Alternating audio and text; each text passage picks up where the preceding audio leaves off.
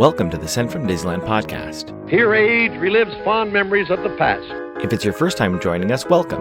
On this podcast, we'll take a journey into the past and explore Disneyland and Disneyland history with mementos, snapshots, and postcards sent from Disneyland from 1955 to the present. The postcards from this episode will be viewable on Instagram at Sent from Disneyland or on my website, sentfromdisneyland.com. Today I'm starting off by thanking my patrons from patreon.com. You can join in and receive mail from my desk or for my trips to Disneyland. I'm currently working on some new patron benefits. Patrons can sign up for as little as $1 per month.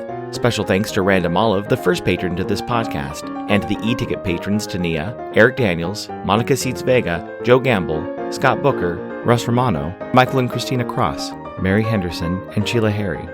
C-ticket patrons Serious Inquiries Only, Debbie Weinstein, Jennifer Schneep, Ruby McDowell, Grace Coate, Scott Cagle, Ben and Noel Bruning, and Patty Wolin. B-ticket patron The Disney Rewind Podcast, and to the A-ticket patrons Elise Sharp, Zealot Infinity, Alexis Robles, Maggie and Henry Byers, Angelica Nablock, and the All Aboard Podcast.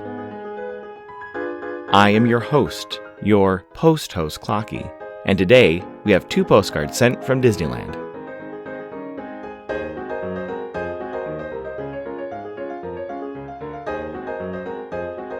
The front of our first postcard has 4 images: Sleeping Beauty Castle, the Mark Twain, the Jungle Cruise going by the Hippo Pool, and the entrance to Tomorrowland. In the middle of the postcard, in Gothic red letters, it reads, Disneyland.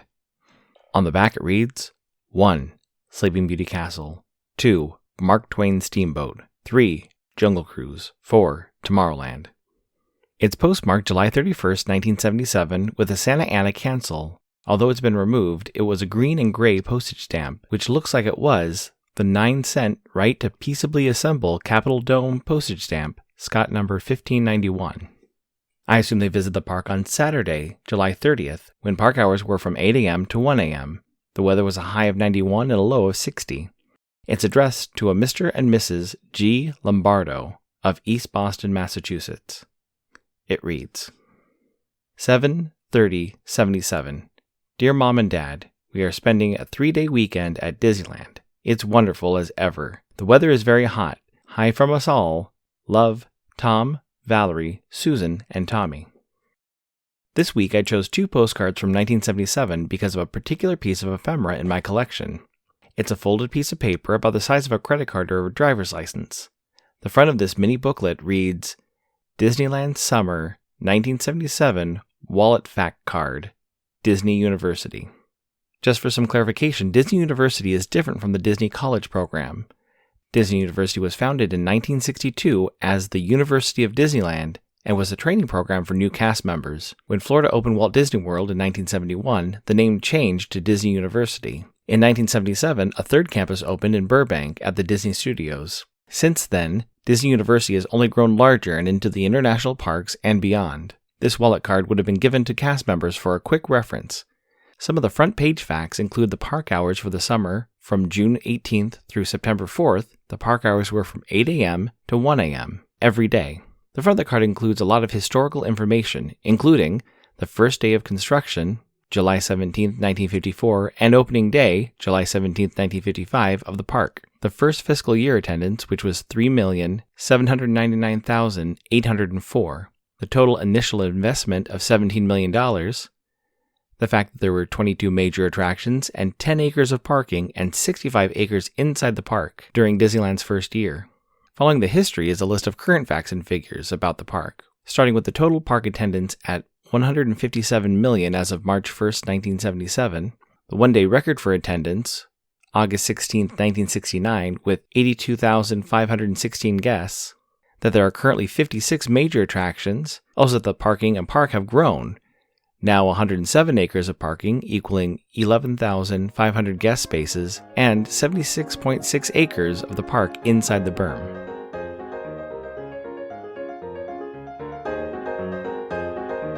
One of my favorite things to do when I see a vintage stamp on the back of one of my Disneyland postcards is to look for it at EnfieldPost.com. I was thinking how neat it would be to recreate the stamp and postcard combo from years past, with some extra postage of course. You can head over to EnfieldPost.com and explore all the different vintage stamps you can use on your next card or letter. That's ENFIELD @EnfieldPost on Instagram and EnfieldPost.com for your wedding and vintage postage needs. Enfield Post is the official postage stamp sponsor of the Sent from Disneyland podcast.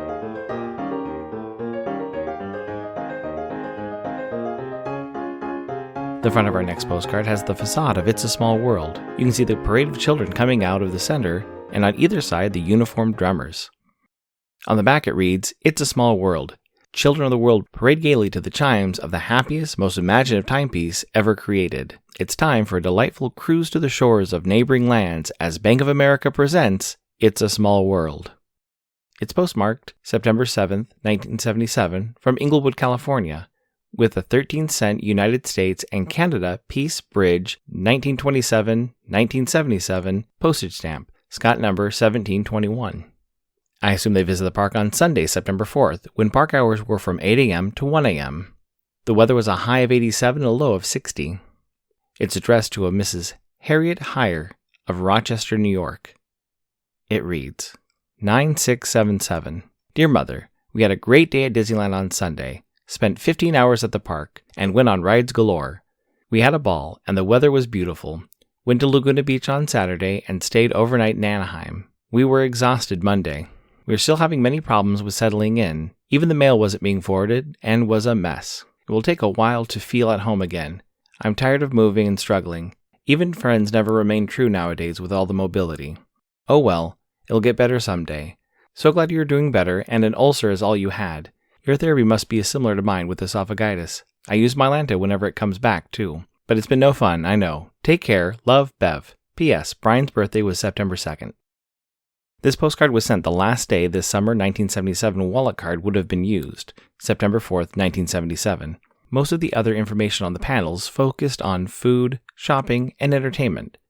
The day-to-day schedule for some entertainment might vary, but there were some definite times for the 9 p.m. fireworks and the 5 daily performances of the Golden Horseshoe Revue.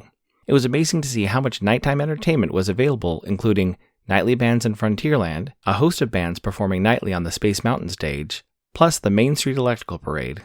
There is also a breakdown of the cost for general admission to the park: $5.50 for adults, $4.50 for juniors 12 to 17, and $2.50 for children 3 to 11. Guided tours were available for $8.50 for adults and juniors and $5.50 per child. Strollers rented for $1 and lockers were 25 cents for the day.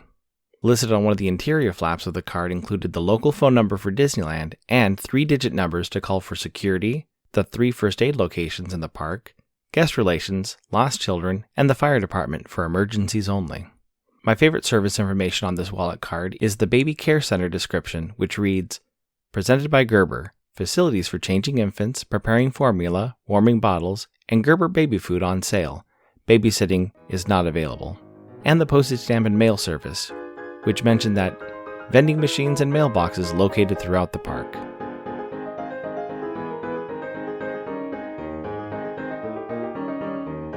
This incoming postcard is sponsored by the Art Throwdown. Art Throwdown, or ATD, is an online craft hour on Instagram, starting at 9 p.m. Eastern, 6 Pacific. Be sure to check out Monday's ATD, which is usually hosted by paper artist Russ Romano. I've seen many amazing art projects, learned about awesome postmarks, postage stamp history, and a lot more on different episodes. It's great to stop in for an hour to watch someone craft or design something unique. Each host brings something a little different to each show. I'll list some of the regular hosts, or you can follow Russ Romano 2021 on Instagram. The front of our incoming postcard has an illustrated map of Hawaii, which includes the state flag and key points of interest on some of the islands. On the back it reads, Highlights of Hawaii. The Hawaiian Islands feature special offerings: a spectacular active volcano, majestic humpback whales, delicious shaved ice and Kona coffee, and countless enchanting beaches. Each island has its own unique personality and provides a landscape full of adventure and sightseeing opportunities. It's postmarked June 23, 2020 from Honolulu, Hawaii, with a Staghorn Coral 2019 postcard postage stamp, Scott number 5366. It reads, Hello, sent from Disneyland. I live on Maui, happily retired and dreaming of future travel. Originally from SoCal, practically raised in the Magic Kingdom. My favorite time to visit the park was during Bank of America nights, when B of A rented it for their employees. Wishing you good health and aloha, Poi Dog. Thank you so much for the postcard and awesome story of going to Bank of America events after park hours. Even after Holidayland was gone, Disneyland still figured out a way to have group sales and corporate events after hours. I know a lot of companies and organizations would rent out the park or some of the park for events. Bank of America probably got a good deal since they had a branch inside the park and was the sponsor for It's a Small World until 1990. Thanks for listening to Sent from Disneyland. If you enjoyed this podcast, please subscribe and tell your friends. It would be awesome to share your favorite episode. There are over 100 episodes to choose from. It would also help to leave a 5-star rating and comment at whatever podcast platform you use. If you'd like to support the show financially, please check out our Patreon page at patreon.com/sentfromdisneyland. You can find me on Instagram and Facebook at Sent from Disneyland or on Twitter at Sent from Disney. For questions and comments, send me a postcard addressed to Sent from Disneyland, P.O. Box 44, Hood, California, 95639. This podcast is not affiliated with Disney, the United States Postal Service, or any post office or Disney properties. Opinions expressed on this podcast belong to its host and guest of the Sent from Disneyland podcast.